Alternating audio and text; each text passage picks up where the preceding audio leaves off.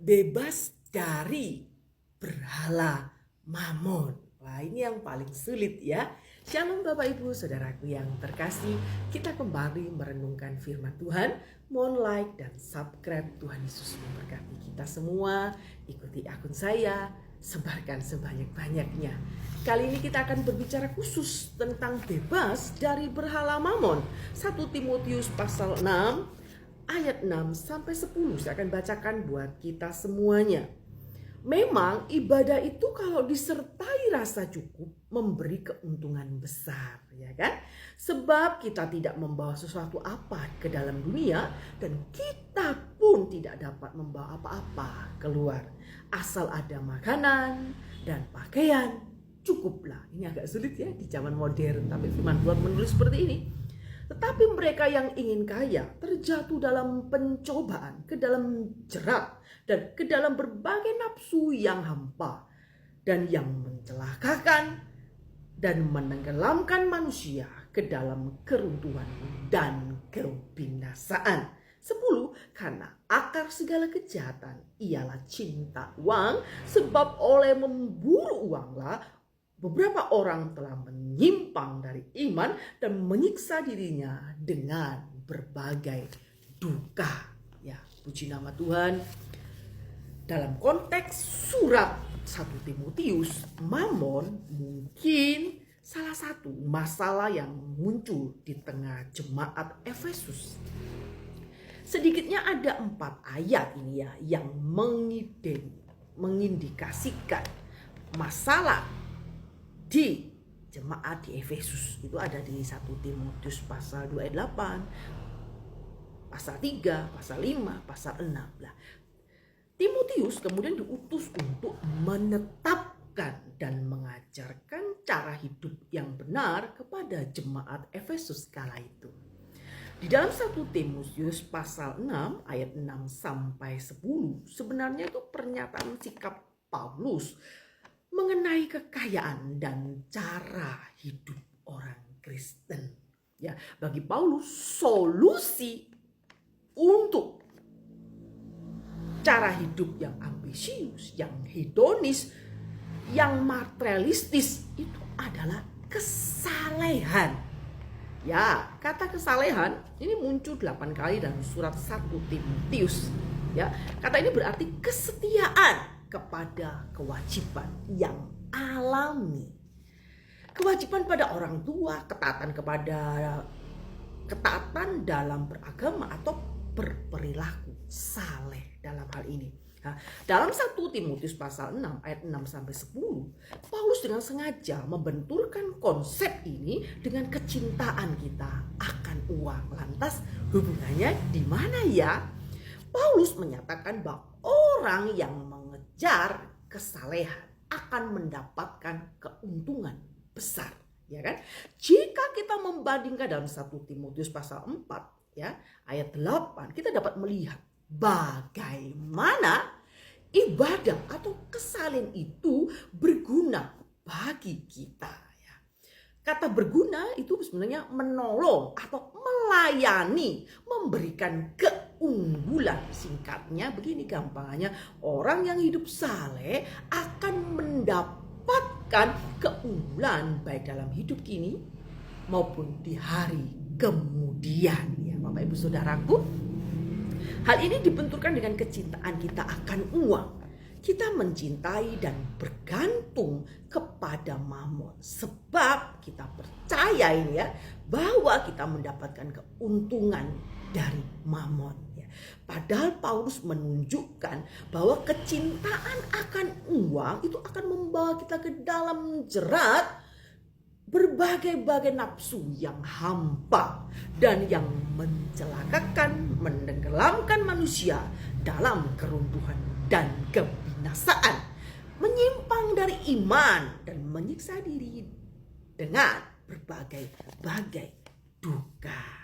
Jadi, dalam hal ini jelas kesalehan itu merupakan solusi supaya kita terbebas dari perbudakan mamon ya.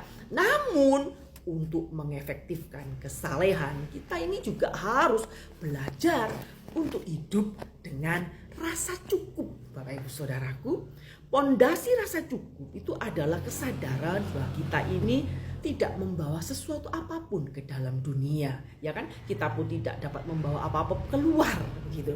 Dengan kata lain, kita ini berada dalam kondisi yang mengikat, dan ketika kita meninggal, kita tidak memiliki kuasa atau kemampuan apapun untuk membawa harta benda kita. Kan nggak mungkin waktu kita meninggal kita bawa berlian kita bawa emas perak kita, atau bawa rekening kita, kan nggak mungkin ya. Jika kita memahami hal ini, maka kita tahu sebenarnya bahwa yang kita butuhkan hanyalah makanan dan pakaian sementara kita hidup. Seharusnya diarahkan kepada pengabdian kita kepada Allah saja ya. Alkitab bukannya anti orang kaya loh ya. Alkitab tidak anti uang ya. Bagaimanapun Allah menetapkan rezeki masing-masing orang kan. Jadi kita tidak anti uang, kita butuh uang ya. Bahkan kalau dalam perjalanan kita mau ke toilet ya, kadang-kadang ada perusahaannya gratis tapi ada petugasnya yang ada di depannya. Jadi kalau kita nggak mau bayar rasanya sungkan gitu ya. Kalau nggak punya uang, aduh panik gitu, bagaimana ya. Sudah kadang kebelet pipis tapi nggak ada uang begitu ya. Jadi di dunia ini yang beroperasi dengan uang tentunya kan. Bahkan untuk makanan yang kita makan, kita kenangkan baju yang sederhana pun kita butuh uang. Ya kan, suatu hari kacamata saya ini tanpa sengaja saya dudukin, pecah ya. Kita nggak punya uang untuk beli kacamata gitu ya. Akhirnya saya bilang sama petugas optiknya, adakah ini frame yang murah sekali? Ada, 100.000 Kak. Oke, saya ambil. Semoga cocok dengan kaca yang saya punya ini, karena terlalu tebal kacanya ya. Jadi kalau mau pesan lagi juga mahal harganya dan tidak langsung bisa dipakai waktu itu untuk pelayanan ya. Jadi saya berdoa Tuhan supaya cocok ini bentuk lensanya dengan frame yang saya akan pilih. Ternyata kata mbaknya, ada Bu yang 100.000 cukup untuk ibu. Puji nama Tuhan, haleluya.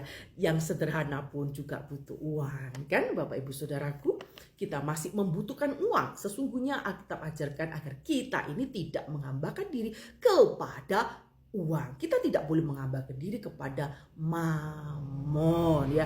Uang tidak lebih daripada alat yang seharusnya kita gunakan untuk mencapai tujuan kita ya. Uang bukan tujuan akhir, uang tidak lebih daripada alat seharusnya kita gunakan untuk mencapai tujuan kita ya. Uang seharusnya kita perbudak untuk menghasilkan uang, untuk mendapatkan yang kita inginkan. Uang adalah hamba, sementara kita adalah tuannya. Jangan kebalik ya. Jangan sampai kita menjadi hamba uang. Uang atau kekayaan memberikan kepada kita suatu kebanggaan, kepuasan sesaat. Kadang-kala waktu reuni orang pamer gitu ya, pamer pencapaian, pamer mobil yang dia pakai, baju, tas dan sebagainya, ajang pamer mungkin ya, yang terselip di dalamnya. Namun pada akhirnya kematianlah yang menentukan kualitas kehidupan kita. Apa yang kita pamerkan suatu kelak akan rusak barangnya. Mungkin dimakan ngengat. Saya punya banyak tas ya Bapak Ibu Saudaraku. Dan anehnya rusaknya bersamaan, ditaruh di gudang, dimakan ngengat semuanya. Jadi nggak ada satupun tas yang bisa saya pakai, semua rusak semuanya. Jadi menyimpan harta benda suatu hari akan lenyap. Ya, kualitas kehidupan kita yang hari ini harus kita bangun karena kita harus bebas dari mamon ya. Kematianlah yang menentukan kualitas hidup kita hari-hari ini ya. Mari kita membebaskan diri dari mamon. Mari kita mengingat bahwa kita datang dengan telanjang, kita akan kembali dengan telanjang pula. Kita akan mengingat betapa sia-sianya jika hidup kita yang kita jalani tanpa Allah. Berarti jangan menghambakan diri pada mamon ya. Hambakan diri kepada Allah. Hiduplah dalam kesalehan. Milikilah rasa cukup bersama Tuhan. Apapun yang terjadi, kita ada dalam perlindungan Tuhan. Yang kita punya, kita pakai, kita syukuri. God bless you. Tuhan berkati. Selamat melayani.